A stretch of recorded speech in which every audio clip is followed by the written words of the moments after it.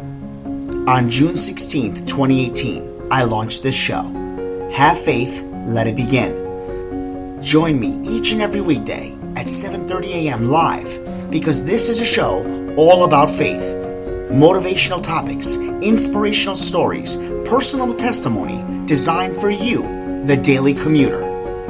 My name is Angel, and welcome to Have Faith, Let It Begin. 30 seconds to go. Hi, I am Mia.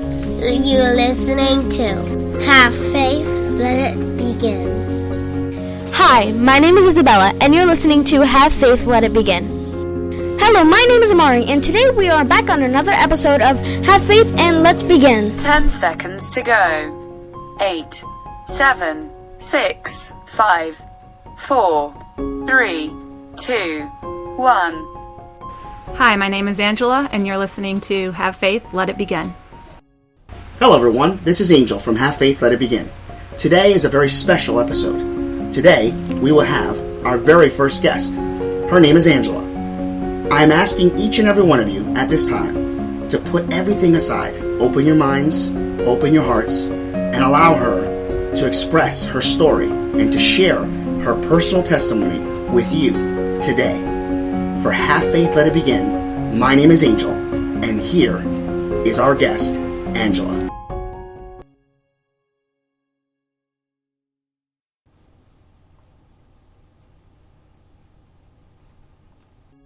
Hello everyone, and welcome to another episode of Have Faith, Let It Begin. I can't believe I'm about to say this. I have finally my first guest next to me. She is to my right, and her name is Angela. Angela, I would like to first and foremost welcome you to our show. It's been a long journey, but we're here. So welcome to Have Faith, Let It Begin. Thank you so much. You're welcome. Now, we were supposed to have you on the show, oh my gosh, a while ago. But, you know, I went through some things and we couldn't get our... Well, it's my fault. I gotta put it on me. It's my fault. But I'm so happy to have you here. Let me just, before you get started into your personal testimony, let's just backtrack a little bit. We met because my niece, who everybody hears, Bella, she's the one that does the... My name is Isabella. She went to 12th Rock, which is where you are a coach.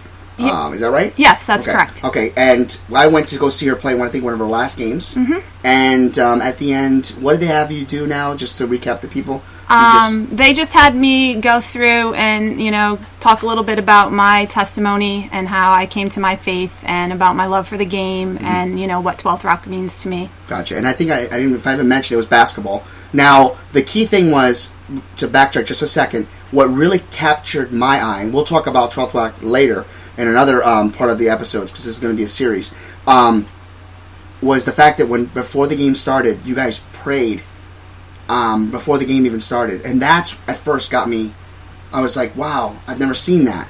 Does that happen in all the games? Yes, 12th Rock is a sports ministry, so, it's really about Jesus and faith first. So, they open up that way, and they always share during their halftime as well. So, yeah, they that's really awesome. And I can't wait to talk about that. But I don't want our viewers to have to wait.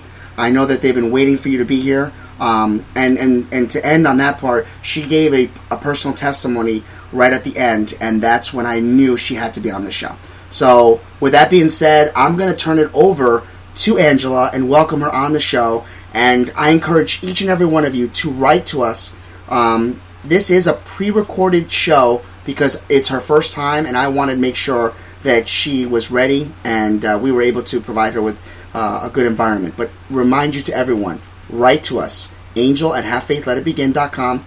You can use our havefaithlig at gmail.com, and you can write to Angela. I will make sure she gets every email, and if she wants to write back, she can do that, of course. So please listen up. This is an amazing story. And with that being said, the floor is yours. Ladies and gentlemen, this is Angela.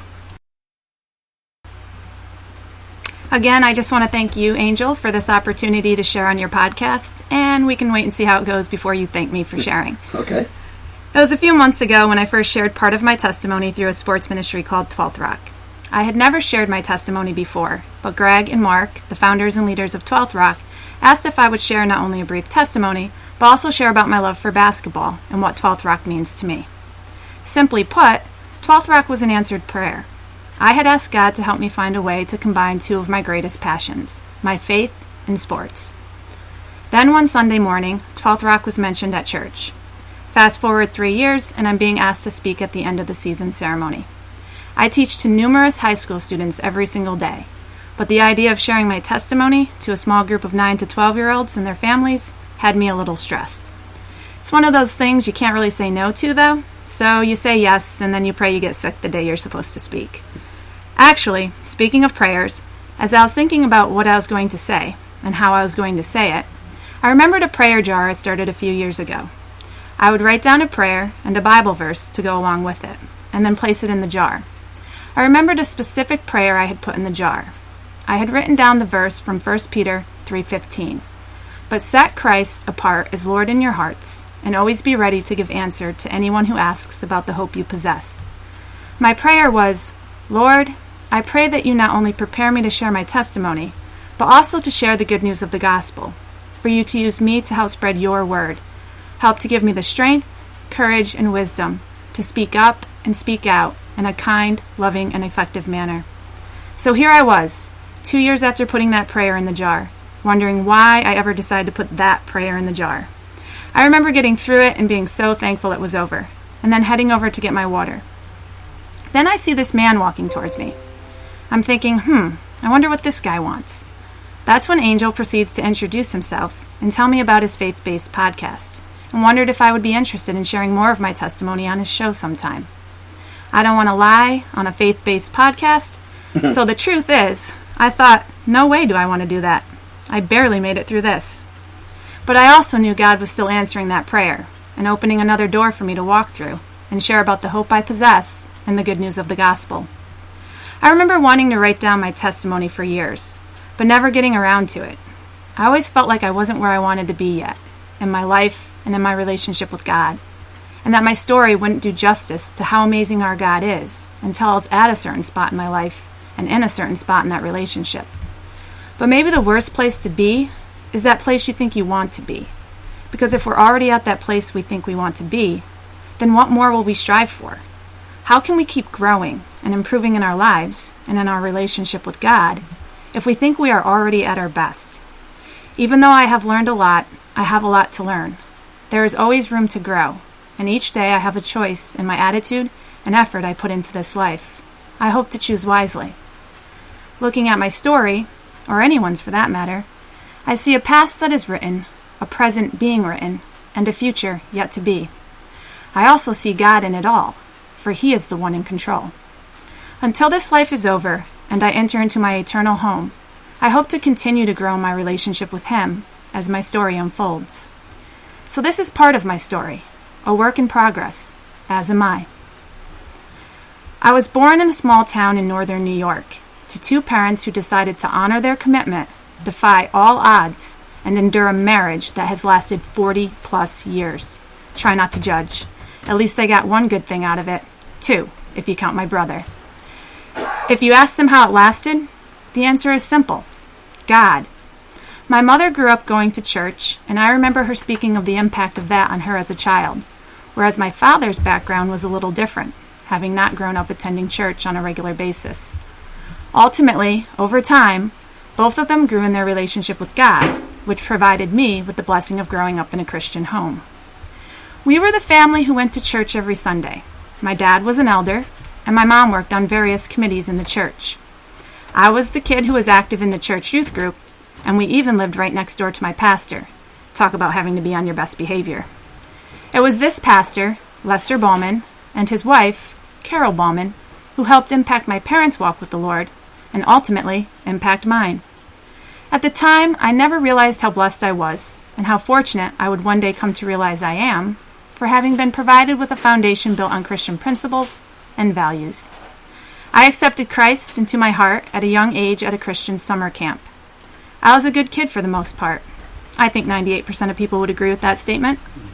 I was respectful and never really got in much trouble at school. I did well in most of my classes and found relative success in athletics. Life was pretty good for me, and I thought of God as part of that pretty good life, on Sundays and at church youth group. I definitely wasn't thinking about Him as much as He was thinking about me. But I believed in Him, and I believed I was a Christian. Looking back, I realized I may have known about God, but I didn't really know God. I didn't have a real relationship with Him.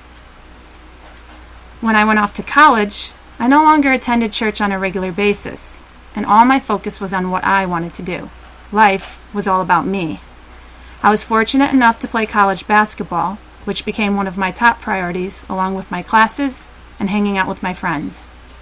In the moment, I thought I was having the time of my life and making the best memories someone could make. But what I was also making was poor choices. As great as college can be, I often joke it's the worst place you can send a child. I found myself living in a way that defied everything I was taught in my youth.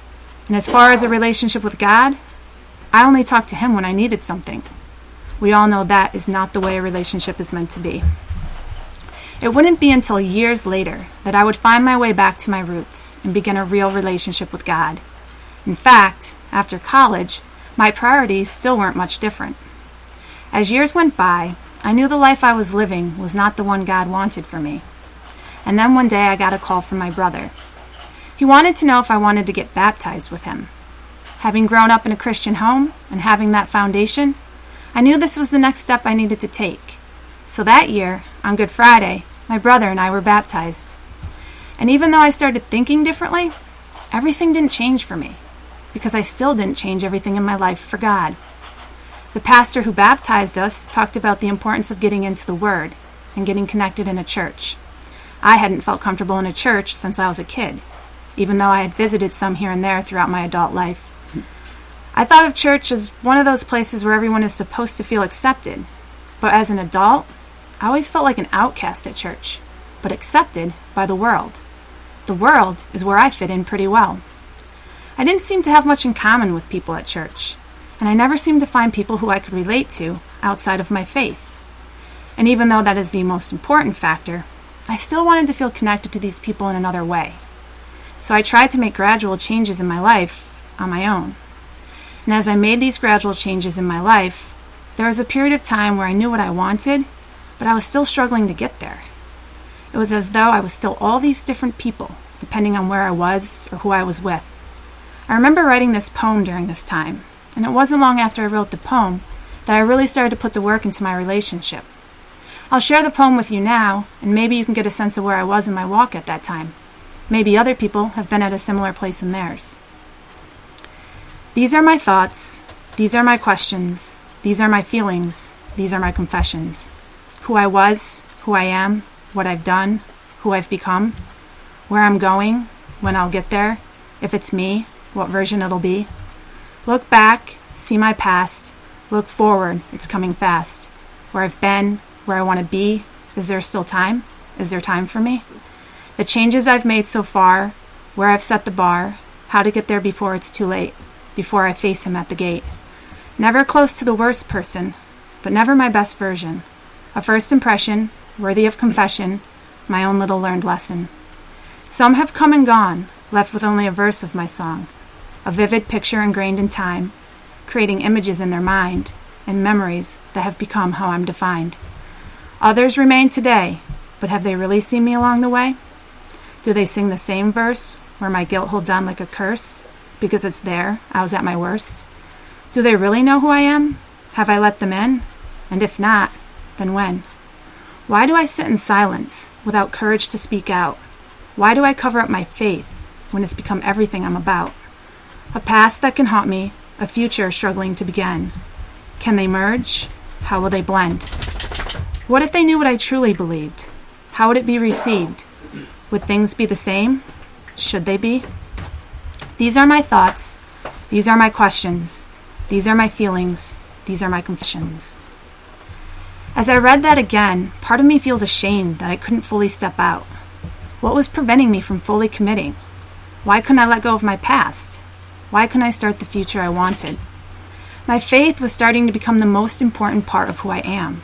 I wanted that to define me, but I was holding back for some reason. Then I started attending a church and reading the Bible on a regular basis. I started to seek and get to know God. I started to have a real relationship with Him. I didn't just believe in God, I started following God. I think this is the ultimate moment, when we go from simply believing in God to truly following Him and serving Him. There was one specific moment at a spot on a bike trail where I would read my Bible that I remember praying to God and no longer wanting anything to separate me from putting Him first in my life. I remember calling my mom and being like, "Mom, do you remember the joy you could see and feel in Carol Bauman? I have that joy. I feel that joy." Until you feel it, there's no way to explain it in a way that does it justice. I felt a joy and excitement for my life in a way I had never experienced before. I knew in that moment that my identity was found in Jesus Christ, and I felt a newfound purpose for my life. There was a desire to be obedient and faithful. I started viewing life through the lens of Scripture and found my best days to be the days I was third, behind God and others. I knew I still wouldn't be perfect, and I would still sin, but I knew I wanted to be less like my old self and more like Jesus. I also knew He loved me and had forgiven me, and I needed to love and forgive myself as well. Sometimes this can be the hardest part, forgiving yourself for your past, and even forgiving yourself for times you still fail and make mistakes. But maybe there's a beauty in learning to appreciate the mistakes, because maybe without the mistakes, we would never really be able to truly appreciate the beauty and the better choices. And it was now that I had the desire to make better choices more than ever before. It wasn't very long after that, however, in which I went through a difficult time in my life. And as we know, when we are faced with these challenges, we oftentimes want to ask, why me? For some reason, that question didn't enter my mind. Instead, my first thought was, why now? I had just surrendered and given everything to God. Life was supposed to be great now, but suddenly it wasn't. What was God trying to show me? Why was this happening now? The thing is, we're always going to have questions, and we're not always going to have the answers. But what I came to realize in this situation, like so many others, this was His perfect timing. Not only am I not sure how I would have handled it earlier in my life, but because of the timing, it provided an opportunity to grow and mature in my new relationship with God. There was still some more change that needed to happen in my heart, and pride that needed to be chipped away so some humility could take its place. I spent morning after morning reading His Word, and morning after morning it was like He was speaking directly to me. Every verse I read seemed to directly correlate to what I needed to hear that day, and the closeness I felt to Him carried me through the darkness until He brought miraculous light back into my life. The fact is, we will always face challenges, and it is in these times that God can do His greatest work and reveal His power, love, and mercy. No challenge will be too difficult when God is by your side. Jesus reminds us in Matthew 19:26, "With man, this is impossible, but with God, all things are possible." I have also experienced God's blessings. One of my favorite verses is Philippians 4:6. "Do not be anxious about anything, but in every situation, by prayer and petition, with thanksgiving, present your requests to God." Not only because it reminds me of the importance of our prayer life and helps me turn my worries into prayers, but because it reminds me to be thankful and to exemplify gratitude for all God has done in my life, the many blessings He has given. Some that have required me to look back and see from earlier in my life, and others that have come since turning my life over to Christ. Last summer, I had the opportunity to attempt to summit Mount Kilimanjaro in Africa. Looking back on that experience alone, I can count numerous blessings. But what I want to specifically mention is the moment leading up to summit night and summit night itself. After our group reached base camp, we met some people who were on their way back down from the summit, and their words were less than encouraging. I remember hearing brutal and threw up the entire time. As I looked up at the top of the mountain, I lost faith, let fear seep in, and questioned myself and my abilities for the first time on the hike. I went back to my tent and reached for the book I brought along, 100 Bible Verses Everyone Should Know by Heart. I did not know them by heart. I also hadn't had any time previously to read much of the book.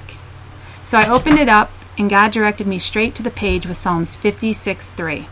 "When I am afraid, I will trust in you." In that moment, I put my trust in God, and He blessed me with renewed strength and confidence. So much of that trip was a spiritual journey for me, a reminder of how I need God in every moment of every day of my life. and how He is always there for us. We just need to trust Him.